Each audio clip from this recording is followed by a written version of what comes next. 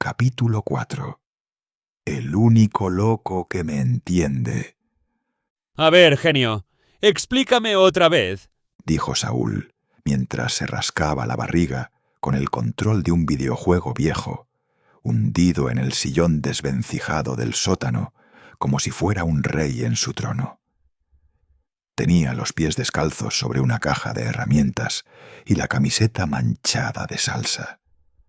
Su voz rebotaba en las paredes húmedas, donde el eco parecía burlarse junto con él. ¿Tú quieres regresar al pasado para revivir tus años de secundaria? Yo lo miré de reojo, sosteniendo un cable grueso entre los dedos ennegrecidos por el trabajo. Sí, respondí, sonriendo apenas, con esa mezcla de cansancio y terquedad que ya se me había vuelto costumbre. Saúl entrecerró los ojos, inclinó la cabeza como si tratara de descifrar un acertijo imposible, y luego estalló en carcajadas. Y en vez de buscar a tu ex como cualquier hombre decente y enfermarte de gastritis, ¿decidiste construir una máquina del tiempo? Exacto, dije encogiéndome de hombros. Saúl levantó el control en el aire, como si fuera un trofeo, y gritó: ¡Eres mi maldito ídolo! La carcajada le sacudió toda la panza, y tuvo que limpiarse una lágrima con el dorso de la mano. Si yo pudiera viajar al pasado, lo único que cambiaría sería no haber prestado mi Nintendo a mi primo Kevin. El condenado lo cambió por una bocina con luces. Yo solté una risa, breve, pero sincera. En medio de tanto caos, él era el único con el que podía hablar sin sentirme un completo loco. El sótano olía a polvo viejo y metal recalentado. Los cables colgaban como lianas desde las repisas, y el zumbido de un transformador llenaba el aire con un murmullo constante. Sobre la mesa mi cuaderno estaba abierto junto a 2 latas de cerveza sudorosas y el envoltorio grasiento de unos tacos que ya habían perdido el calor. Saúl se acomodó mejor en el sillón, con un gesto solemne que se deshizo de inmediato en una sonrisa burlona. Hermano, de verdad, si algún día esto funciona, voy a poner tu foto en el altar de los santos, justo entre San Judas y mi maestra de matemáticas de la secundaria. Grrr. No pude evitar reír. Él siempre sabía cómo desarmarme. Saúl se inclinó hacia adelante, apoyando los codos en las rodillas. El control de videojuego quedó colgando de una mano, como si ya no tuviera importancia. Me miraba fijo, con las cejas arqueadas, y esa seriedad que rara vez le veía en el rostro. ¿Y no has pensado que si regresas podrías, no sé, deshacer tu matrimonio sin querer? Preguntó, arrastrando las palabras, como si le pesara decirlas. El aire del sótano parecía volverse más espeso con esa frase. El zumbido de la máquina se intensificó en mis oídos, como si ella también esperara mi respuesta. Tragué saliva, bajé la mirada hacia mis manos quemadas y respondí en voz baja: No, claro que no. Si regreso es para volver a enamorarme de Janet, para recordarnos por qué empezamos. Las imágenes se agolparon en mi mente, sus ojos brillando la primera vez que me sonrió, la calidez de sus manos cuando las tomé en aquel parque, el peso suave de su cabeza sobre mi pecho después de un día difícil. Quiero volver a sentir cómo era cuando todo era nuevo, continué levantando la vista hacia él. Cuando la miraba por primera vez y sentía que el mundo entero cabía en su sonrisa. Saúl no respondió de inmediato. Parpadeó un par de veces, como si hubiera olvidado que tenía que decir algo. Luego soltó una risa breve, nerviosa, y alzó la botella de cerveza para cubrirse el rostro. Eso es lo más cursi y hermoso que te he escuchado decir, compadre. Bebió un trago largo, dejando escapar un quejido fingido. Casi me haces llorar, aunque no sé si es por la emoción o por los chiles toreados que me metí. Me reí, y él terminó por soltar otra carcajada sonora. La tensión se rompió como una cuerda estirada. Demasiado tiempo. Después de un rato de tragos, Saúl dejó la botella vacía sobre la mesa con un golpe seco. Sus ojos brillaban con esa chispa traviesa que conocía demasiado bien. Oye, compadre, hablando de regresos al pasado. Dijo, alargando la frase, como quien prepara una bomba. Si logras viajar, ¿vas a ir directo a buscar a Janet o vas a pasar primero a ver a Larissa? El nombre cayó como una piedra en el agua. El sótano pareció quedarse en silencio, excepto por el zumbido constante de la máquina. Me reí por reflejo, pero la risa sonó hueca, incluso para mí. No empieces, Saúl, No me digas que no te acuerdas. insistió, inclinándose hacia adelante, con los codos en la mesa y una sonrisa de conspirador. La niña de los ojos verdes, la de la trenza larga, pelirroja, la de las cartitas que tú guardabas como si fueran escrituras de una casa. Negué con la cabeza, tratando de espantar la punzada que me atravesaba el pecho, pero no pude evitar sonreír. Sí, me acuerdo. Claro que me acuerdo. Las imágenes vinieron de golpe. Ella bajando las escaleras con aquel uniforme azul, su voz suave al pronunciar mi nombre, las hojas dobladas en 4 con frases torpes que aún hoy podría recitar de memoria. Suspiré. Pero nunca pasó nada, nunca me atreví. Siempre me pregunté qué habría pasado si hubiera dado el primer paso. Saúl golpeó la mesa con la palma abierta, sacudiendo los papeles y haciéndome brincar. ¿Ves? Por eso deberías aprovechar la máquina, para resolver los asuntos pendientes del corazón. No, dije, bajando la voz. Sentí como mi garganta se apretaba. Aunque lo pensé muchas veces, siempre supe que no era ella. Si hubiera seguido ese camino, quizá nunca habría conocido a Janet. Mis dedos se cerraron sobre el bolígrafo con tanta fuerza que lo escuché crujir. ¿Y Janet? Janet es mi historia real. Saúl me observó en silencio unos segundos. Luego, como si no soportara más el tono solemne, sonrió y levantó su botella imaginaria en un brindis. Pinche romántico incurable. Te admiro, compadre. Yo, en tu lugar, todavía estaría decidiendo a cuál ex buscar primero. O armando una gira de despedida con cada una de ellas. Ja, ja, ja, ja. La risa volvió a llenar el sótano, pero en el fondo de mi pecho, el eco del nombre de Larissa seguía vibrando. Saúl soltó una carcajada repentina, de esas que brotan sin aviso. Compadre, ¿te acuerdas cuando declaraste la guerra contra los del grupo I? Yo escupí la cerveza de la risa. No mames, claro que me acuerdo, Parecías Napoleón con acné. dijo Saúl, poniéndose de pie y levantando la botella como si fuera un sable. Hoy comienza la batalla, compañeros, y no descansaremos hasta recuperar nuestro honor. Las risas nos sacudieron el cuerpo entero, y los recuerdos comenzaron a tomar forma, tan vivos que casi podía volver a oler el pasillo mojado. Primero fueron globos de agua, dije, moviendo la mano como si lanzara uno. Explosiones en cada esquina, Luego los botellazos tácticos, agregó Saúl con voz militar. hasta que les arrebatamos su salón. La imagen volvió con fuerza. Puertas abiertas de golpe, mochilas volando como proyectiles, y nosotros gritando como si fuéramos un ejército en plena invasión. ¿Y cómo olvidarlo? Continué. Volcamos todas las mochilas en medio del salón, todo el contenido al suelo. Cuadernos, loncheras, plumas, suéteres, todo mezclado en una montaña ridícula. Saúl se doblaba de la risa. Y después empezamos a revolver todo como si fuera ensalada. Nadie sabía de quién era qué, ni ellos. Y lo peor fue cuando Roberto se puso en plan estratega supremo. Agregué, imitando su tono de nerd.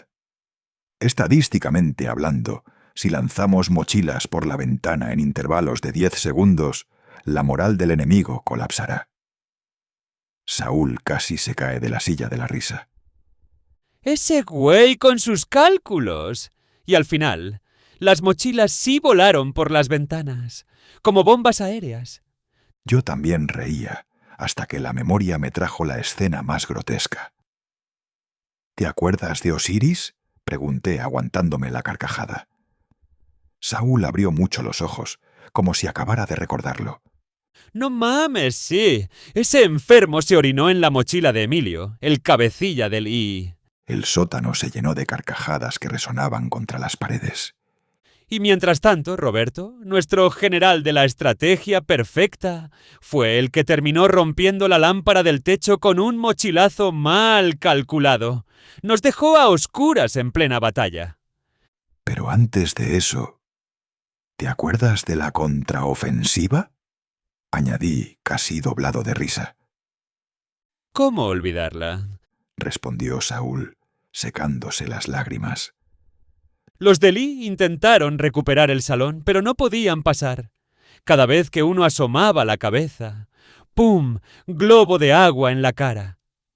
Y los que lograban entrar, continué riendo, se topaban con el Marinabú. Saúl levantó las manos como describiendo una muralla. Ese cabrón era como tanque de guerra. Rebotaban contra él como pelotas, compadre. Nomás abría los brazos y los aventaba para atrás. Ja, ja, ja, ja, ja, ja. La imagen me hizo reír hasta dolerme la panza. Parecía jefe final de videojuego, dije, secándome las lágrimas. Y lo mejor fue el final, Añadió Saúl, con esa sonrisa de diablillo que siempre lo delataba. cuando entró el director, Yo ya estaba riendo antes de que terminara la frase. todo a oscuras. Todos salimos corriendo despavoridos. Y yo, en la adrenalina del momento, Saúl levantó la mano, teatral. ¡paz! Le solté una nalgada al director cuando pasaba corriendo detrás de mí. Me atraganté de la risa. No puede ser, compadre, ¡Te lo juro! dijo entre carcajadas. Retumbó por todo el salón como un cañonazo. La mano me quedó roja, te lo juro. No era mi intención pegar tan fuerte, pero la adrenalina me salió del alma. Ambos estallamos de carcajadas. Y mientras todos huían, Emilio gritaba que su mochila olía a miados, el director buscaba al culpable de la nalgada, y nosotros corríamos en estampida como si fuera el fin del mundo. Me tuve que secar las lágrimas. Y cuando pidió que pasaran los responsables, nadie se movió, nadie delató a nadie. ¡Porque éramos un ejército, carajo! Rugió Saúl, golpeando la mesa con el puño. ¿Y la sanción?, pregunté, aunque ya sabía la respuesta. Saúl levantó 2 dedos. 2 lámparas. 2. Porque en la batalla se rompió una. Nos hicieron pagarlas y limpiar la escuela como castigo. Y aún así, añadí, levantando mi cerveza como brindis, valió la pena. Saúl alzó la suya y chocamos con fuerza. La mejor guerra de la historia.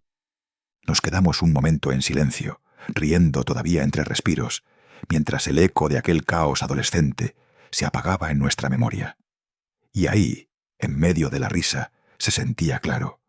Habíamos sido un ejército, y lo seguíamos siendo. Saúl se estiró en la silla, sobándose la panza. Compadre, si esa máquina nos sirve para traerme de regreso los tacos que me he comido, entonces no vale la pena, dijo con solemnidad fingida, antes de soltar una carcajada que llenó el sótano. Yo sonreí, pero no contesté. El eco de su risa se fue apagando hasta perderse entre las paredes húmedas, dejando solo el zumbido grave de la máquina. La miré fijo. Ese amasijo de tubos, cables y piezas rescatadas parecía un animal dormido. Cada cierto tiempo vibraba apenas, como si respirara conmigo, esperando el momento de abrir los ojos. Me incliné hacia adelante y apoyé los codos en la mesa. Me pasé las manos por la cara y sentí la aspereza de mi propia piel. La barba crecida el sudor seco, el cansancio acumulado. Las yemas de mis dedos recorrieron mis párpados ardiendo, las ojeras pesadas que me colgaban como sombras. El cuerpo entero me pesaba, como si cada cálculo, cada noche en vela, me hubiera arrancado un poco más de lo que era. Saúl me observaba en silencio. Tienes más ojeras que el velador de la planta, Dijo al fin, medio en broma, medio preocupado. ese cabrón ni cree en los días festivos. Reí, pero mi risa se quebró enseguida. Bajé la vista a mis manos, ennegrecidas de grasa y polvo metálico. Temblaban con un pulso irregular, como si ya no me pertenecieran. El sótano olía a metal oxidado, a polvo viejo mezclado con el aroma dulzón del aceite quemado. La luz amarilla de la lámpara colgante se balanceaba suavemente, dibujando sombras que parecían moverse solas en las paredes. ¿De verdad crees que vale la pena? Preguntó Saúl, más bajo esta vez, casi como si temiera interrumpir al propio silencio. No respondí de inmediato. El zumbido de la máquina atravesaba el piso y me vibraba en el estómago. La sensación era como tener un corazón ajeno latiendo bajo mis pies. No lo sé, dije al fin, con la voz áspera. Pero si no lo intento, voy a pasarme la vida preguntándome qué habría pasado. Y eso me mata más que el miedo. Saúl no insistió. Se levantó despacio, recogió la caja vacía y la puso bajo su brazo. Se acercó a mí y me dio una palmada en el hombro. Mañana te traigo la pieza que pediste. Y no me pongas esa cara de perro regañado, ¿eh? Alcé la vista y lo encontré sonriendo, con esa chispa en los ojos que siempre parecía saber cómo arrancarme del pozo. ¿Mañana?, pregunté, un poco incrédulo. Mañana. Asintió. Y además nos vamos a pescar. Ya está decidido. Yo llevo las cañas y las cervezas. Tú llevas las ganas de no estar encerrado en este pinche sótano. Me quedé callado un momento, y luego, para mi sorpresa, sentí una emoción infantil recorrerme. La pesca siempre había sido mi respiro, mi manera de callar al mundo por unas horas. «¿Hace cuánto que no vamos?», murmuré con media sonrisa. Pues mañana rompemos la racha. ¿Qué dices? Le di un apretón en el brazo. «Hecho», ¡Eso, carajo! respondió él, guiñando un ojo. «Y ya deja de mirar a esa máquina como si fuera tu amante. Mañana le serás infiel con un par de mojarras». Reímos juntos. Lo acompañé hasta la puerta y lo vi marcharse con paso tranquilo, llevándose consigo la caja vacía y dejando en el aire la promesa de mañana. Cerré la puerta. El silencio regresó, pero no duró mucho. Cuando me giré, Ismael y Sofía estaban ahí, en medio del pasillo, con sonrisas que apenas contenían la emoción. ¿Escucharon todo?, pregunté, arqueando una ceja. Sofía asintió con tanta energía que parecía que iba a explotar. ¿Vamos a ir de pesca mañana? No me dio tiempo de responder. Ella salió corriendo hacia la cocina, como un torbellino. ¡Mamá! ¡Mamá! Mañana vamos a ir de pesca. La voz de Janet llegó desde la cocina, sorprendida primero y sonriente después. ¿De pesca? Perfecto. Entonces vamos a comprar para hacer los lonches antes de que cierren la tienda. Pude imaginarla ya abriendo el refrigerador, organizando mentalmente qué llevar, mientras Sofía saltaba alrededor como un cachorrito entusiasmado. Y Ismael trataba de disimular su alegría con un gesto serio que no le salía del todo. Me quedé quieto, mirando esa escena sencilla y luminosa. Por un instante, el sótano, la máquina, el cansancio, todo quedó atrás. Y sentí, con un nudo en el pecho, que esa felicidad cotidiana, era lo único que realmente valía la pena conservar.